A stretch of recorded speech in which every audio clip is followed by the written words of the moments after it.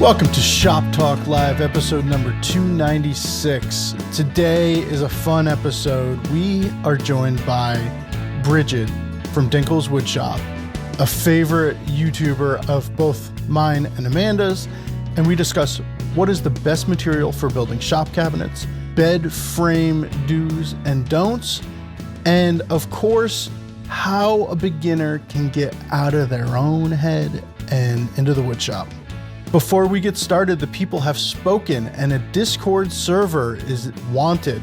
So this is going to be an experiment for us at Fine Woodworking. We're going to start with Shop Talk Live listeners and see how it goes from there. If you are interested in joining the Discord server, for those who don't know, Discord is just kind of like an open running conversation. It's basically the equivalent of a text thread between woodworking buddies. Check out the show notes and there will be a link to our new Discord server. Everybody, let's try and keep it fun. Let's try and keep it nice. Let's try and keep it about woodworking. And I will block anyone just because. I hope this works out. I hope that this helps the conversation move along and it gives people a place to talk about the things that we talk about on the show and get your take on all of the things that we talk about. So head on over to the Discord server. Let's make this happen, folks. Real quick, next week, issue 305 hits the mailboxes and the interwebs. And with that, Dan Fea's video workshop will start posting. I've been talking about it for a long time. I know you're sick of hearing me talk about it. You'll feast your eyes on it soon. Oh, I just got a weird email from Sarah in marketing wanting me to tell you that the Eiffel Tower gets taller in the summertime by about 6 inches from the metal expanding due to the heat. And that if you want to get 20% off of any Fine Woodworking e-learning courses, you can use the promo code podcast20 for 20% off e-learning courses. Head on over to finewoodworking.com/e-learning now. All right, on with the show. We are joined by, Amanda and I are joined by I don't know how you describe Bridgid. Amanda just tried and whiffed. It's an impossible task to describe Bridgid. Some may know her as Dinkle, from Dinkle's Woodshop. Bridgid, you are a YouTuber. Would you consider yourself a YouTuber? Yeah, I guess kind so. Of. Trying. Yeah, you're a woodworker who makes great instructional videos. That happen to be crazy entertaining as well. And those two don't really coexist very often. For me, at least, the entertaining part doesn't coexist with the instructional part or whatever. And I think that everybody should check out her YouTube channel first and foremost, and Instagram and all that jazz. But Amanda, you introduced us to Dinkle's Woodshop. I did, yeah. How did you find Bridgid? Originally, it was on TikTok. I found her account. It just popped up randomly on my feed, and it was not only these really good instructional woodworking videos, but they were hilarious and much needed like personality in instruction. So I feel like I was like, I have to be friends with this person.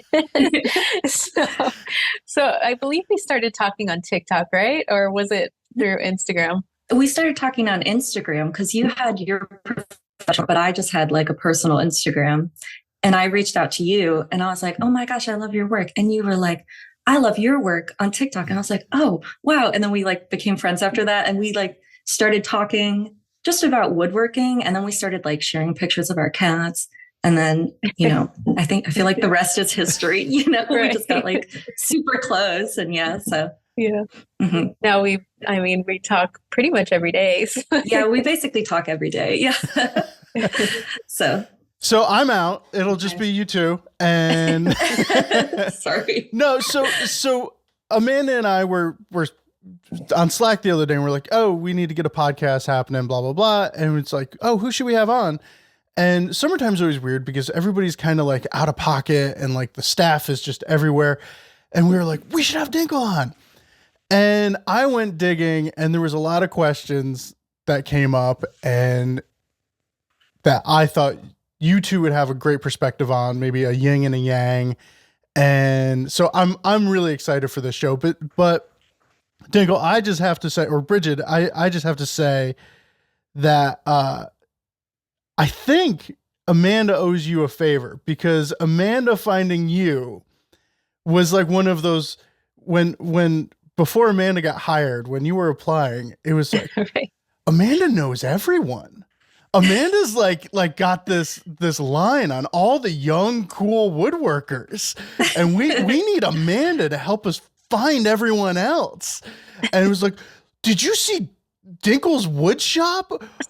Amanda discovered Dinkle's Woodshop, and this is the best thing I've ever seen. And it was Oh my like gosh. perfect. Yeah, Amanda's a great advocate, and she has. I don't think she owes me any favors. I owe her a lot of favors at this point. But yeah, I feel like we've been such a good like support system for each other. It's just absolutely. It's needed. The motivation. Symbiotic. Absolutely. Well, so Bridgid, you recently took a pretty killer class, and we see the piece behind you if you're watching on YouTube. Can you tell us a little bit about the week you spent? Yes, absolutely. So I was so lucky. About a month ago, I went down to the Florida School of Woodwork for a week, and I took this Sapele North End wall cabinet class by Meredith Hart. And I've been woodworking on my own for probably about 6 years now. And this was the first class I was ever able to take in terms of, finances and taking the time off work and stuff like that. So if you all know me, I've really been, I don't want to say struggling, but my woodworking process has very much been trial and error and a lot of just like insane self-teaching, escapades. But for this class back here I took, it was such an amazing experience. So it's like a half-blind dovetail Sapele cabinet. It's got these coves on the top and the bottom, and then it has this glass door on the front with this really fine chisel work on the front. It's got this, molding that comes together at all these like triangles and stuff like that. So yeah, that was the class I took, and it was absolutely a mind-blowing experience for me to take a class in person, because it makes all the difference to have, someone teach you how to sharpen a chisel instead of like trying to learn about it from YouTube. And there's 35,000 different ways to do it and such like that. So yeah, I was so grateful to take that class. And I feel like my woodworking skills from that point have just like exploded. And I'm so excited to, keep trying things out. But yeah, taking a class was definitely a huge privilege, and Meredith's an amazing teacher. So yeah, that's my cabinet. But yeah, it was a great time for sure. And Florida School of Woodwork is an amazing facility. Like if any of y'all can take, not that you guys need to take a class there, but I would love to take that class. Yeah. It's an incredible facility, and yeah, I had such a great time. So I'm excited to be back in my own shop and start working on my own projects again. But yeah, that's what's up. Does I like you, I was entirely self-taught and I took my first class was that Boggs chair class. And that is something like, that's one thing that I love about your perspective, Bridgid, is that you are self-taught, but you're curious and you're always trying to do things better and become a better woodworker. But your perspective is still one that I find is really, really important, because there are some people out there who are super lucky and are able to take classes right from the get-go. And then there's a lot of people out there like you and me who ride the struggle bus and just figure it out as we're going. And I think that both realities are real, and Amanda, you took classes right from the beginning though, right? I did. So I knew myself And I think it's amazing you all are self-taught because I couldn't do it that way. I just don't retain information that way. I do now find YouTube can be a resource, but I don't learn from videos. I have to do things hands-on. So I took instruction really early on. And like Bridgid said, it's a privilege to take classes. But I was fortunate enough to go to the community college course. It was affordable for me. And yeah, I feel like it kicked off my career in a huge way. I wouldn't have gotten this far without it. Yeah. And I think, what was I trying to say? I used to get really down on myself because I would, listen to interviews with certain woodworkers who had, this, that, or the other education. And they would have been maybe woodworking for 4 years or 5 years or the same amount of time as me. And they would be making stuff that was like just so beyond my skill level. And I used to get so down about myself about it. But I'm better at kind of managing my expectations now because I do want to show people like what it means to be a self-taught woodworker. Like not everything's going to be perfect and it's okay to like make mistakes sometimes and, not be at this, astronomical level if you're really doing it all on your own. Because it is incredibly difficult, especially because and this is why I love, the Fine Woodworking website, the workshops, all those type of things, because when it comes to YouTube, it's an amazing free resource, but there really are no quality qualifiers for what's being uploaded or what people are teaching. So, it can be really easy to get lost in the weeds. But yeah, I think these days there might be more self-taught woodworkers than not, just because, it's a huge commitment to take a 3-month intensive, 8-month intensive, something like that, Or drop and I looked into $1,000 on a class, which is not an unreasonable price. I'm not saying classes are overpriced, but they are like, I was way outpriced. And honestly, work paid for the only class that I've taken. I've taken a finishing class. I took a design class the finishing class. I bartered. And the design class was like a $250. Like I paid for that. But I mean, I work in woodworking stuff. That's my living, but I can't set aside the money for a class. It is a legitimate expense. So, the self-taught woodworker, I think, is definitely, probably the biggest factor of woodworkers out there. And I think it's good for all of us to have a little bit of perspective in expectations when we're self-taught woodworkers. So. Absolutely. Oh, just the safety factor. Like you're saying, there's no qualifications for what goes on YouTube.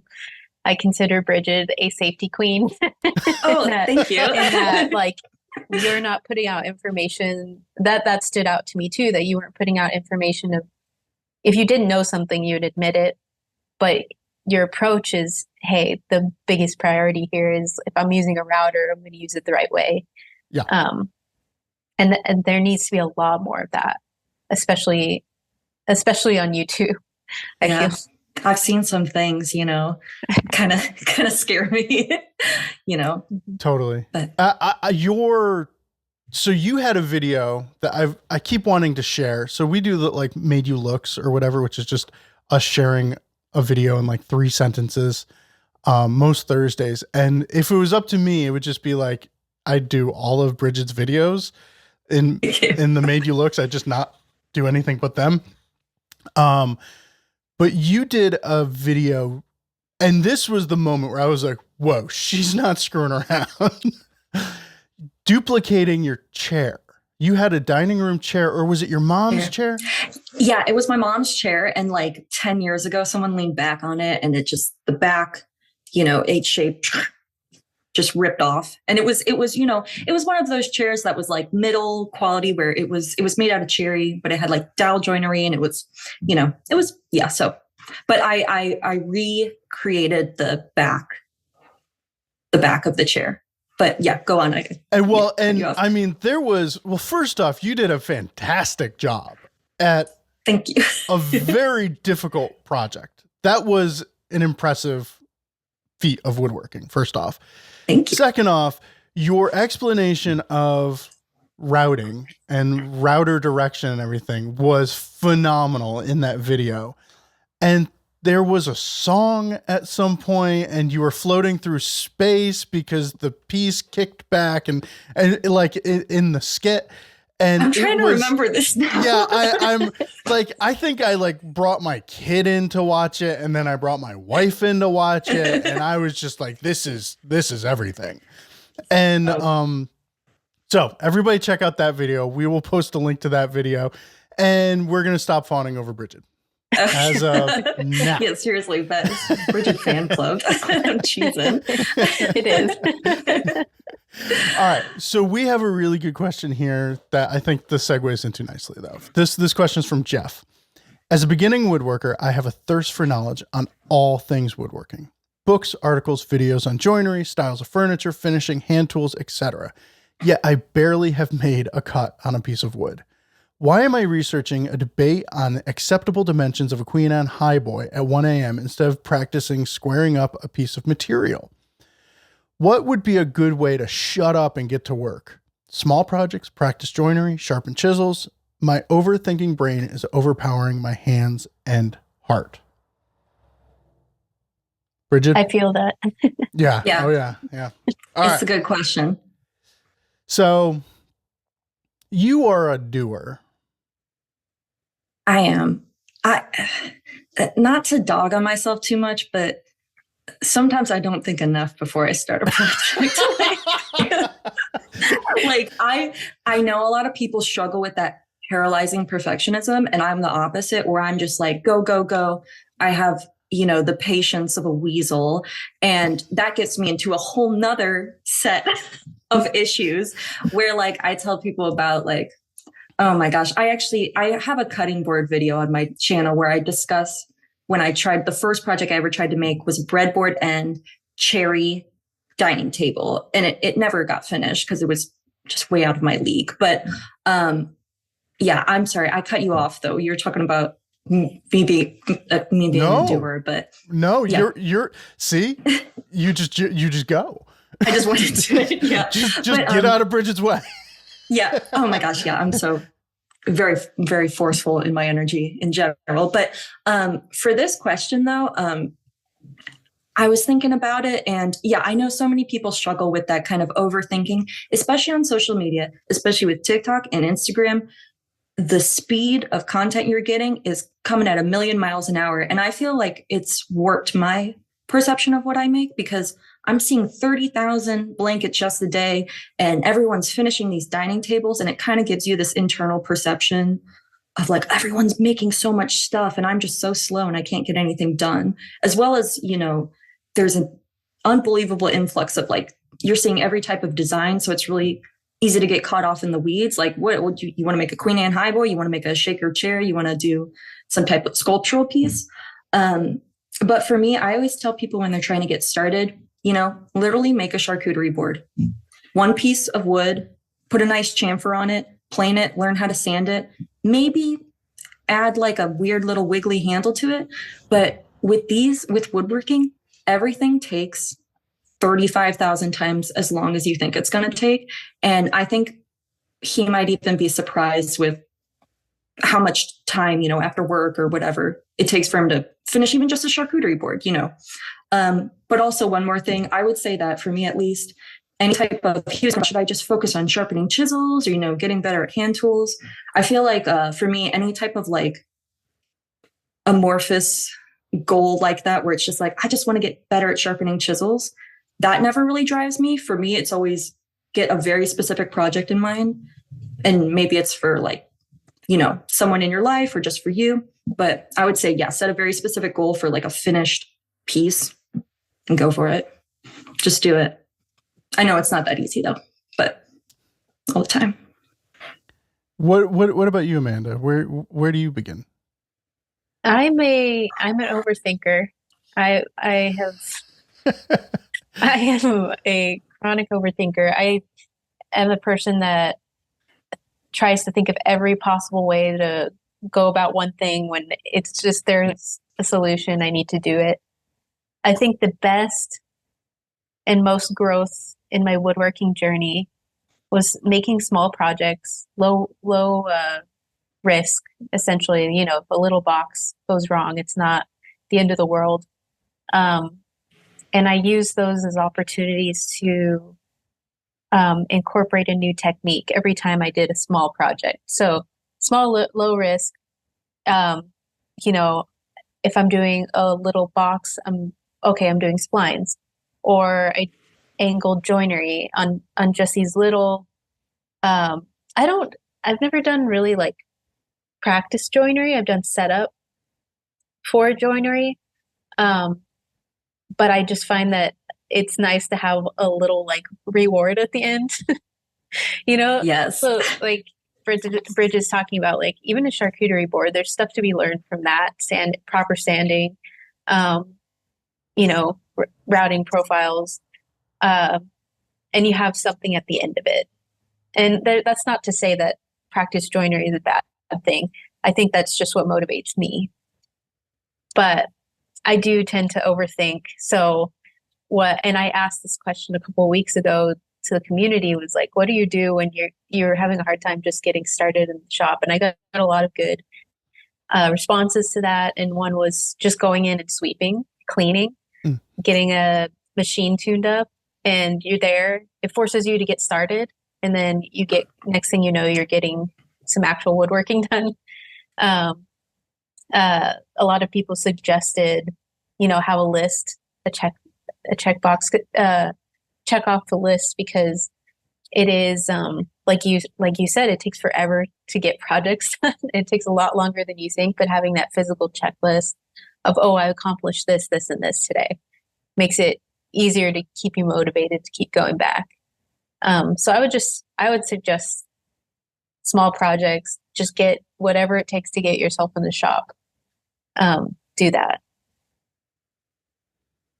I'm gonna come somewhere in the middle because the first legitimate thing I made as like okay, I want to be a woodworker, was a desk, like a computer desk, and I made that knowing it wasn't going to be very good and being okay with that. But in my head, I was going to get all the mistakes out and learn everything I needed to know about furniture making on the desk. And the bookshelves I made were going to be perfect because I learned everything on the desk. Because like you need one project to get that stuff out. And but I never made unnecessary items. I think I had a house with furniture needs, and I wanted to make the things to fill it up. My father had made most of the furniture that we grew up with, and in my head, that's just how you do it. So I needed a desk. I made the desk. We needed bookcases. I made the bookcases. The problem where I came in though was absolutely overthinking and trying to be a perfectionist about the bookcases. Like in my head, my kids were going to fight over this heirloom piece when I pass away. They're going to be like, who gets the bookcases?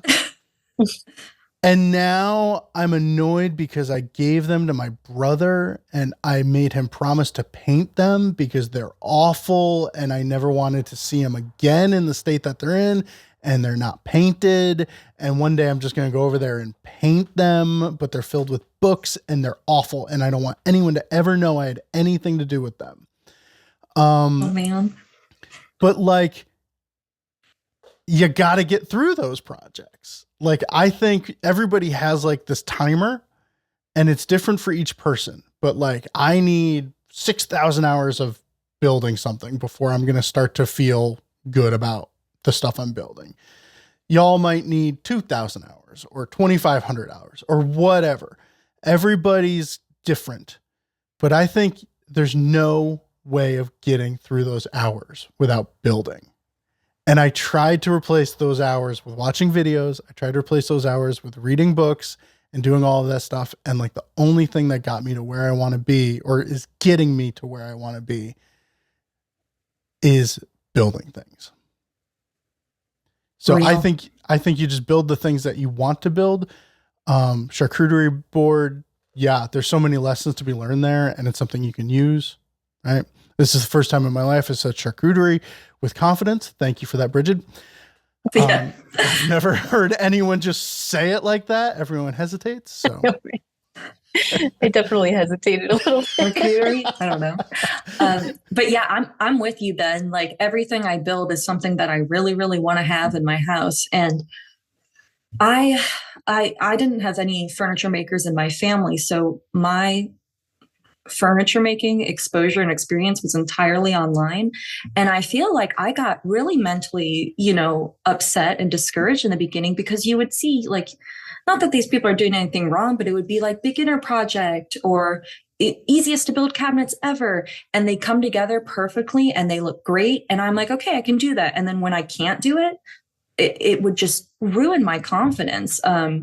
So yeah, I feel like this almost makes me want to make a showcase of a lot of the things in my house that I made early on, because I haven't had the privilege to make a new dining table yet, or certain bed frames. Because, there's, like Ben said, there's a very real learning curve that you got to get through, and you got to make a lot of crappy stuff. And that's just the hard truth. I think everybody's made crappy stuff. I mean, maybe. Oh yeah. Maybe Phil hasn't. I don't know.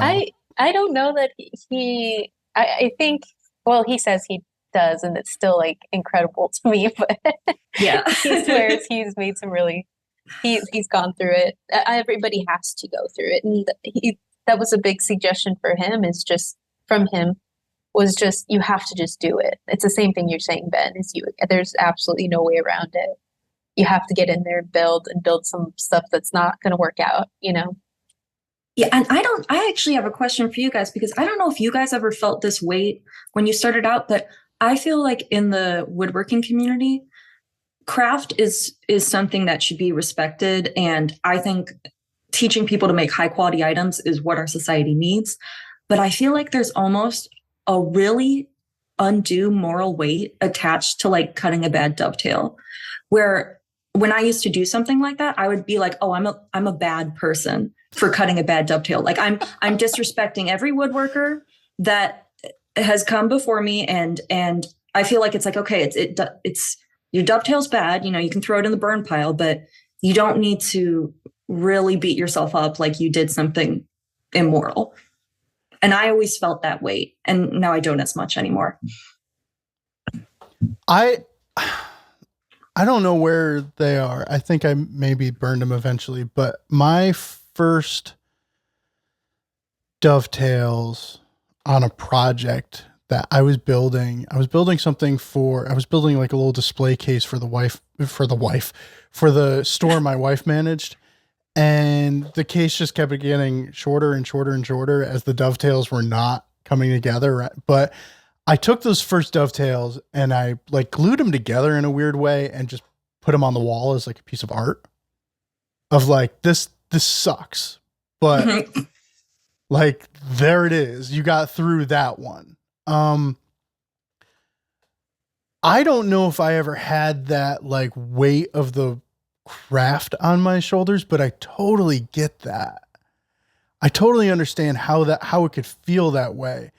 I do go through things where maybe a month ago, I came in after a screw up and I said to my wife, I'm just not going to be able to build ukuleles at the level I want to build them. It's not in me. And she was like, yeah, whatever. and like, she didn't give it the weight that she knew I was in a thing, yeah. And that's how she knows I need to be handled. Right. She knew I was in a thing, and she was just like, you're fine, And the next day I went out and was like, okay, that mistake is done, move on and try not to make that one again. But yeah, it really can get to me sometimes. Well, Amanda, did you feel the weight of the craft on you ever? I do. I think um, coming out of an apprenticeship with Phil Oh, yeah. made me feel like I had to like know all of these things. And building for yourself is entirely different than building under somebody else. And it made me afraid to get even started because it felt like the first project out from under my apprenticeship has to be this huge thing. And I mean, I'm still struggling with that. I'm taking months to get through a project, and months to even get started because all this weight. And Phil keeps telling me, you just have to get through. You just have to get through it. Like it's not going to be perfect.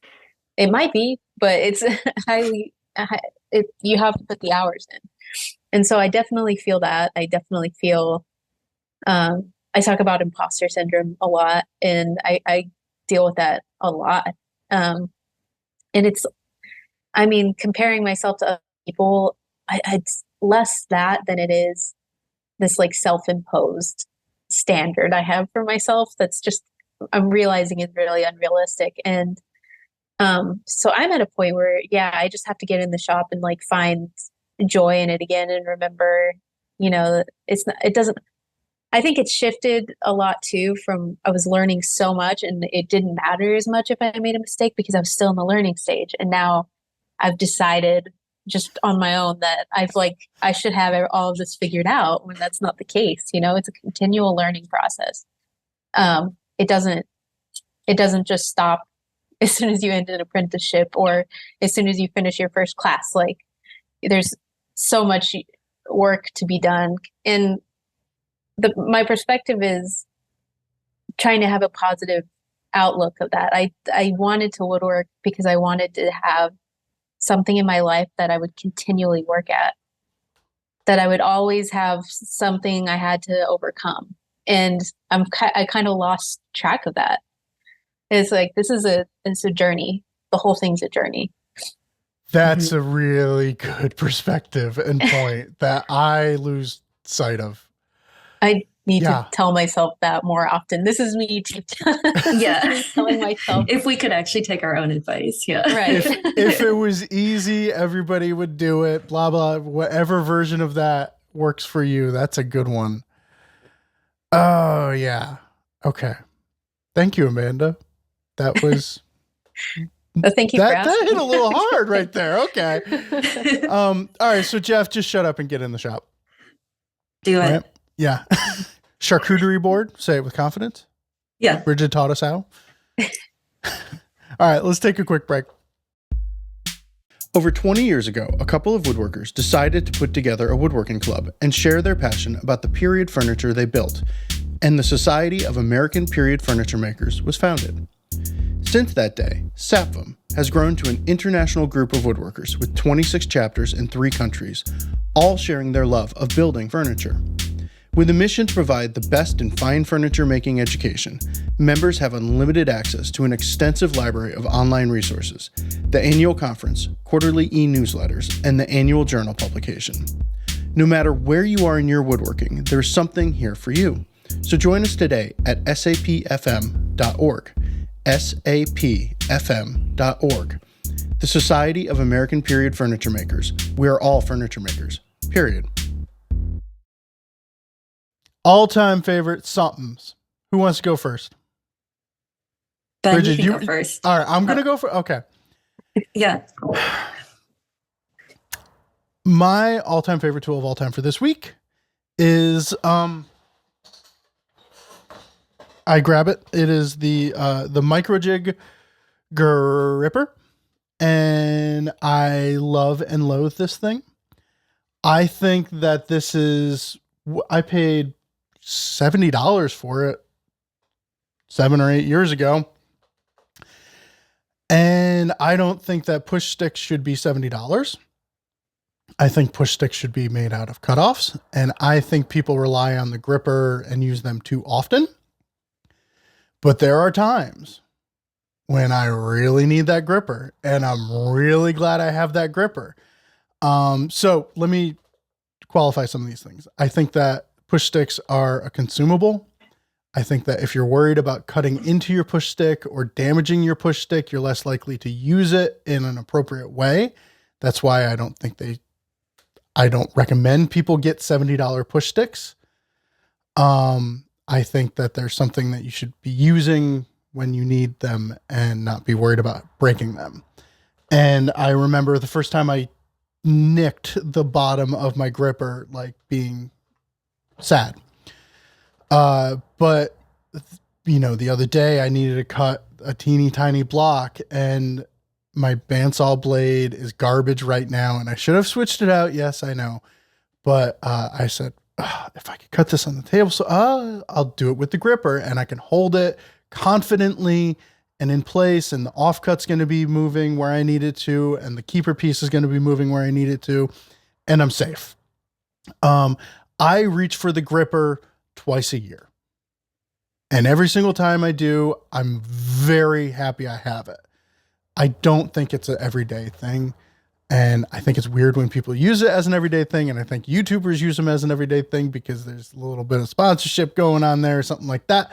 But today or yesterday, it was my all-time favorite tool of all time for this week. So I'm the same. I use it twice a year. Oh, I've never even seen you. See, no sponsorships that's the there. thing. Yeah, well, I got it in the most dad fashion possible. My dad bought it for me because he was worried about my hands, But the thing is, I almost always, okay, if I'm doing some kind of like groove cut for a drawer, I'm probably going to use my router table. And I almost always keep my blade guard on my table saw because, and I know a lot of people hate blade guards. There's a lot of, controversy, but I'm like, I will take all of the imprecise or whatever cuts that people think the blade guard gives in exchange for keeping my hands. But yeah, I usually just use the plastic push stick that came with my job site table saw. So, and you're a job site table saw user. That's one thing I love about what you're doing. Yeah. Yeah. And my job site table saw, it disappoints me so often, but it's like, I don't have any other options and you just got to make it work, Yep. And that's the real facts of it. But I guess I'll go into my all-time favorite tool of the past 8 months.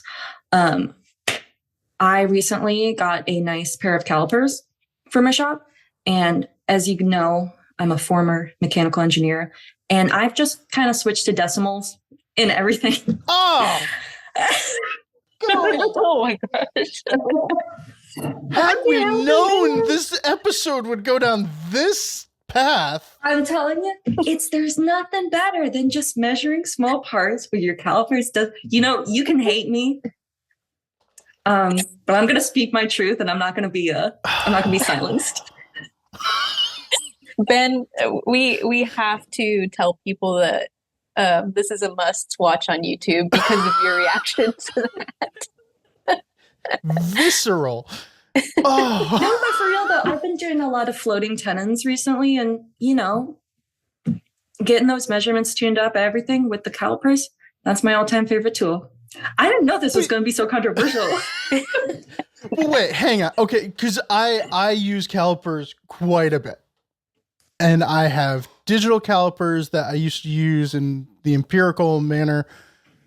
I get it, but you're not like thinking, I'm going to look at my chart. You're not thinking, I need to cut 0.125 off of this. Are you? Oh, you are. You're a mechanical engineer. Oh, you're like in SolidWorks in your brain, aren't you? No, I to confirm, I absolutely am thinking I got to cut 0.125 off. That's a Phil thing too. That's something that I kind of got trained in. So I support you. I thought I was bad cutting 1 millimeter off of something, or 1.5 millimeters. If it's, wait, is that 1.5 millimeters? 0.12. Wait, where's 1/8 inch? Geez, I'm way off. 3.175. I do think everyone needs multiple fraction to decimal to millimeter charts around their shop. I should get one of those. I'll send you a link. I hate fractions. I'm gonna be real with you. I mean, I can deal with them obviously, but yeah, that's just where I'm at mentally right now. But do you have a decimal tape measure? No, but I should get one. Okay.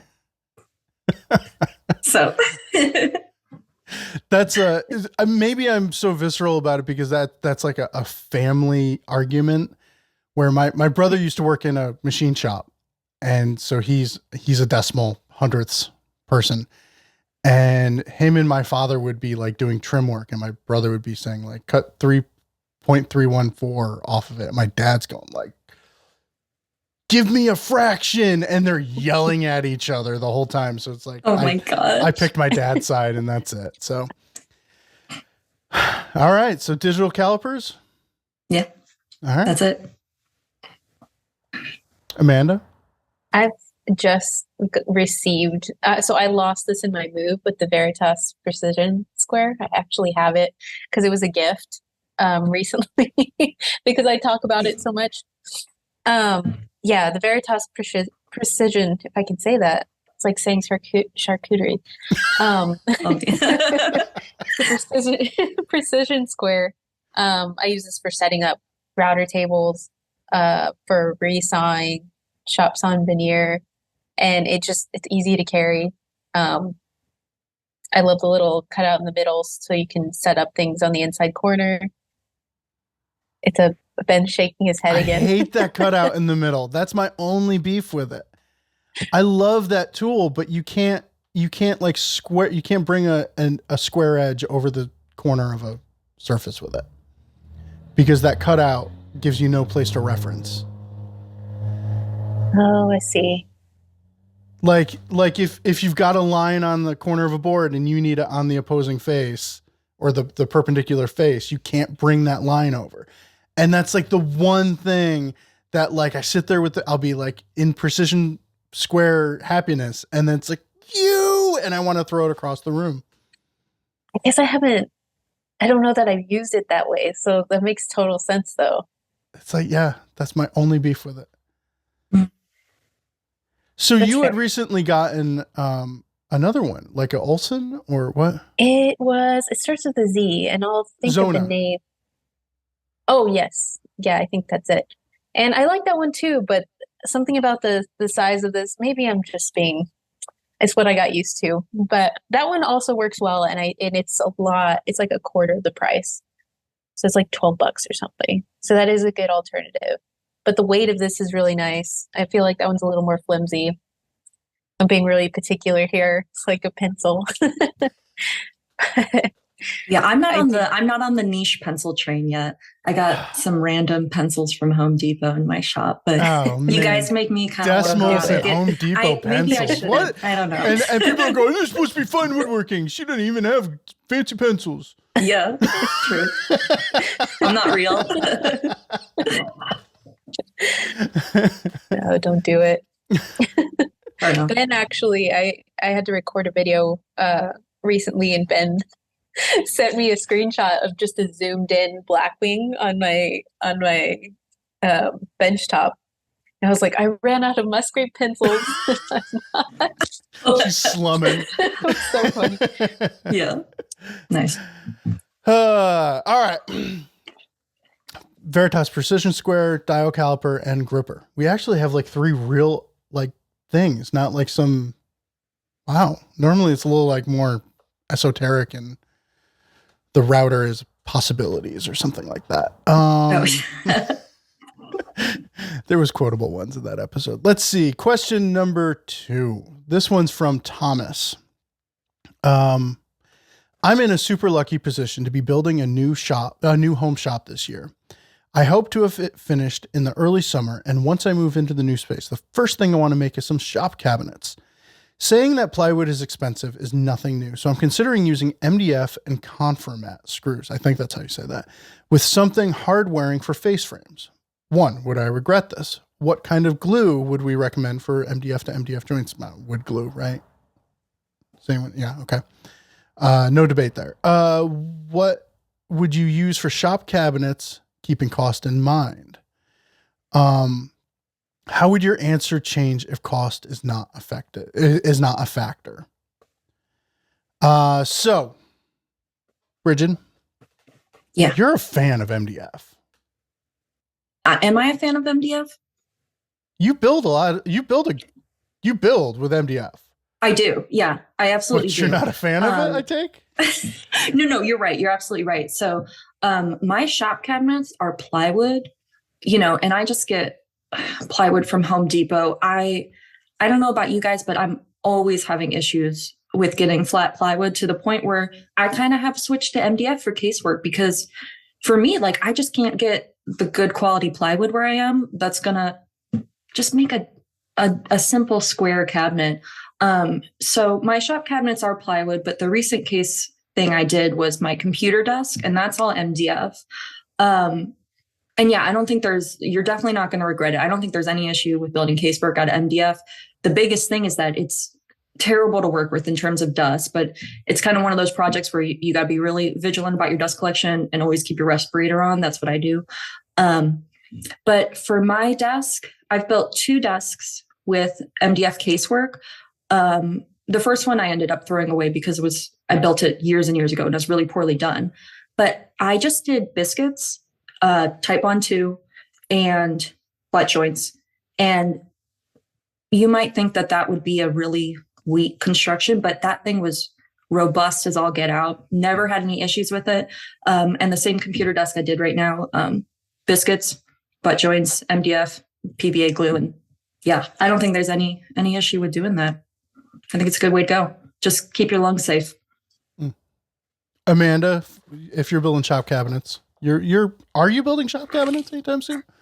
I have a French cleat wall, and I have some simple cabinets. And MDF is definitely like cost effective and, like Bridgid said, flatter than what you're going to get plywood wise at the like Home Depot.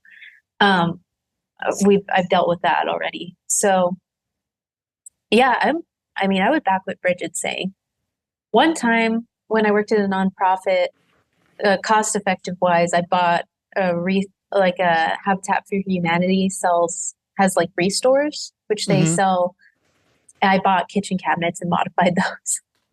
And I mean, you can get That's a base smart kitchen cabinet for like $25. Like you just can't beat that price. So that's a suggestion if you're keeping costs in mind. It's much cheaper, in my opinion, to modify those than it is to build from scratch. But yeah, I think I agree with Bridgid. Honestly, I have nothing to add to that otherwise. I was going to say if cost wasn't a factor, I would buy. Cause I'm just like, I'm in this to build other things, not shop cabinets. Yeah. I would just, absolutely. If I had all the money I wanted, I think I'd buy a bunch of like, proto toolbox bases and stick nice butcher block on top of it or something, that's what it would be. But that's an incredible point, is repurposing cabinetry for our local Habitat store has gone all frou-frou. I can't get anything there anymore. It's like expensive stuff. It's all like you want cabinetry, it's like $1,000 banks of cherry cabinets, and it's just like, no thank you. But yeah, that's a really good point. That's probably the most cost-effective way of doing it. You're right, Amanda. Yeah, I didn't even think about that. Because the Habitat Humanity restores, but also like Craigslist. Sometimes, I'm always scrolling on Craigslist. And yeah, people are just throwing cabinets on the tree lawn that are perfectly functional for like $30, $20 sometimes. You can really get a good deal. And but the reason I don't do that often is because I drive a sedan, and there were a couple like free cabinets I saw on Craigslist, but I'm like, I don't know. That can be a barrier sometimes, but yeah, absolutely repurposing existing cabinets. Yeah. Yeah, we're about in the shop. We have to build a miter station, and that's why that came to mind. It's just base cabinets to build a miter station. So yeah, I don't think there's anything to regret about MDF. Just put my 2 cents in there. I love MDF. Honestly, I think between working with MDF and or equally priced plywood, MDF is much nicer. But you're right, Bridgid. You got to wear a respirator. You got to do all that stuff. Actually, Katie wrote a really good blog about health effects and all of that stuff. I'll link to on MDF. Did we get to everything else? How would your answer change if cost was not a factor? Apple ply, birch ply, Baltic birch ply. Like, if the people out there have not used like a high quality multiply, it is a totally different experience than using regular big box store plywood. Like, that is quite honestly probably my favorite material to work with. What about y'all? I agree completely. Apple pie, it is the game changer. And, I love the look of the exposed edge plywood. I'd approach it the same way. Yeah, for me, I've never had the chance to work with a super high quality plywood, and I don't. Yeah, I would go for something like that if cost wasn't an option. But also, like, if cost wasn't an option, I probably wouldn't be attempting to build all my own furniture. So I usually don't do kind of those exercises because it's like, well, I don't have that money, so we're gonna go with MDF. But yeah, I think MDF is great for casework. Yeah, totally. All right, let's see. We got time for one more question. And this is the Dinkle question. Yeah. For those who don't know, what's your favorite project to build, Bridgid? Oh, it's a bed frame. I love to sleep. I love bed frames. I can't even explain. I don't know what it is. I love bed frames. And ever since I was a child, I would daydream about different bed frames that I wanted to build because, okay, I'm going to get on a quick tangent here, but my dream project that I will probably never build is one of those insane bed frames from like the 1600s where it's just a complete box with doors and it's a completely closed off bed frame with all this crazy millwork on it. And I grew up in a family of 5 kids, so I never had any privacy. And when I was a kid, I would just be like, I wish I could just sleep in a box at night and, have my... And the way I said that sounded really weird, but I love bed frames very much. So. Yes, this is clear. All right. From Scott. I made a bed several years ago with a plywood platform and 2x4 framing. We have upgraded our mattress and now need to install slats to allow for airflow. What would the best wood be for this?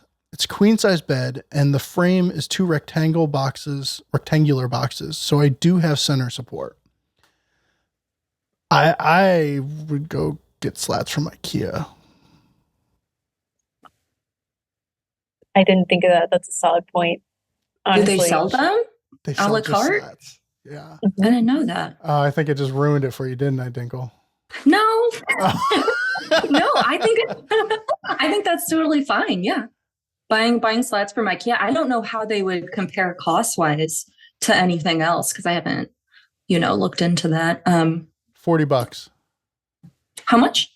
$40. 3? Oh, well. That's what it looks like. It looks like $40 for a double bed. For a full double. Still. Yeah. I don't know. I think that's more cost effective than what I've done, which is like, the one I just built, I always just do, I'm looking at it right now. 3/4 inch, that's what I'm looking up to the side. 3/4 inch pine, probably like 6 inches wide, get a really good surface area going. And I always like to do kind of like a cross lattice. So like I'll put my slats in like 3 groups and do screw cross braces in. And that gives it some more rigidity and also makes it easier for them to carry around. But yeah, like for slats, it's really not that serious. Pine, poplar, IKEA slats, anything will work. So yeah, your little cross brace thing was the smartest bed slat thing I'd seen in a long time. It was like, thank you. Yeah. I agree completely. like after I recently got an IKEA bed frame and and those slats are such a like wrangling those by yourself. Yes. It's so obnoxious. Yeah. Right. So that was a super smart solution. I love that. I did 2x4 slats on our bed and it's way overkill. And I think when I initially built it, I did like 2x4 foundation and then solid plywood over it. And then I found out that that's not good for the mattress, I think.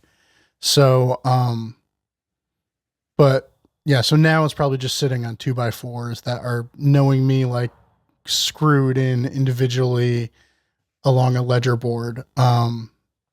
But one question that I had for you, Bridgid, when you're doing a bed, and this is like kind of hidden in here, is Scott talks about queen size bed and the frame is 2 rectangular boxes. So I do have center support. As an engineer, do you calculate that stuff? I don't, but that might be cool if I did. Do some like maybe I should do like an FEA analysis of like the average weight What's that? Finite element analysis. It Still went over my head. It's like a simulation where it shows like, if you have this much weight at this point, is this material gonna be able to hold up over time? Like, use it for bridges or, whatever structure. But that sounds really cool. Yeah, you should do that. We'll pay you to do that. I'm not very good at that, but yeah, maybe I should.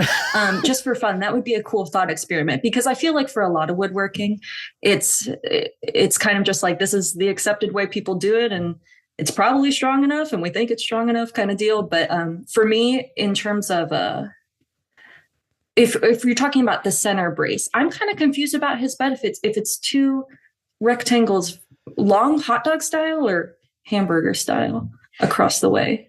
Oh, that's a good question. Yeah, I think it was probably the long way. Maybe? So I do have a center support. So I would think it would be hot dog style. And I love calling it hot dog or hamburger style. This episode is just full of all sorts of new. But yeah, like for I've built, when I build a full size bed or a queen size bed, I'll add just 1 fifth leg in the middle in terms of support. Okay. And, haven't had any issues so far yet. And then what is that attached to? I did do 1 king size bed. Huh? What is that attached to? What's that fifth leg attached to in the middle? Oh, I screw it into one of the cross braces. And then I usually give it a pretty big like platform underneath just to spread out the surface area. So. Okay. So you've got your perimeter, right? The front, back, and sides. And then you have a cross brace going between the sides in the middle? Well, just the normal horizontal slats. Okay. I'll just screw a fifth leg to it. So like the actual slats, you're screwing a fifth leg. Oh, that's clever. Yes. Okay. Yeah. And then I built a king size bed, and for that I actually did do parallel with the side rails, like a cross brace down the center and then an extra like leg underneath that, just for extra stability. And they have, like, if you don't want to do some kind of extra ledges or stuff, they have cool hardware for the cross slats, like little brackets and stuff that makes it easier to install or whatever. So there's lots of really cool bed frame hardware and accessories out there if you go looking for it. But yeah, that's my, I think for him, 3/4 inch pine is completely going to do the job for this. I don't think there's any issue with that, because I also did 2x4s of slats for a long time, and it's not necessary. It's just too chunky. Yeah. Seems way overkill. Yeah. So how many beds have you made? 5, I think. Yeah. Which isn't a ton, but over 6 years, that's kind of a lot. Yeah. That's probably 4 or 5 more beds than most people make. Yeah. And next week I'm about to start on my first twin bed ever. And I'm so excited because it's going to be so small and I'm going to be able to really like zero in on every detail. So it's going to be great. Awesome. More cherry from your huge stash of cherry you got? Oh yeah. I'm going to be building with cherry for the next 5 years. For those of you who don't know, I scored 300 board feet of cherry earlier this year for $3 a board foot, air dried, 4/4, and it's in my basement now. Which is good because it's my favorite wood, and I don't want to speak too soon, but I don't think I'm going to get tired of it. I think cherry's it's pretty solid. It's just a nice classic classic wood. So yeah, cherry bed frame coming up. I'm with you. Cherry's my favorite. Mm-hmm. I thought I would never. I remember thinking I'll only build in cherry, and then I built something in ash just for financial purposes. And I remember immediately being, I don't like this. I don't like working in ash. And now I'm just like, I love ash. Ash is so fun, and so now ash does give cherry a run for its money. But Amanda, one wood, rest of your life. Oh gosh. My favorite's pear. Who answers pear? That's a very unique. It mills super nice. It mills like cherry. I started a lot of projects with cherry early on, and I got tired of it. I know it. Where do you buy pear? Can you just buy pear? Or are you cutting down a tree? I've only worked with small amounts of it. Okay, all right. Yeah, where does that grow? I got some locally when I was in Texas. Okay. Yeah. I'm calling this not a realistic answer, though. What is your best realistic answer? I like thin walnut, probably. Oh, okay. Walnut mills nice, like cherry, most of the time. Yeah. Walnut. Classic. Well, that does it for this episode of Shop Talk Live. Thank you so much to Bridgid for joining us. Make sure to check out her YouTube channel and follow her on Instagram. I will leave links below. And again, just so that Sarah doesn't yell at me, podcast 20 for 20% off of any e-learning courses. findwoodworking.com/e-learning. Get your learning on. If you're watching on YouTube, please click that thumbs up button. If you want to leave us a great, happy, fun review on iTunes, that'd always be much appreciated. Head on over to Discord, start joining the conversation, create a group of woodworking buddies. All right, we'll see you in 2 weeks. Have a good one.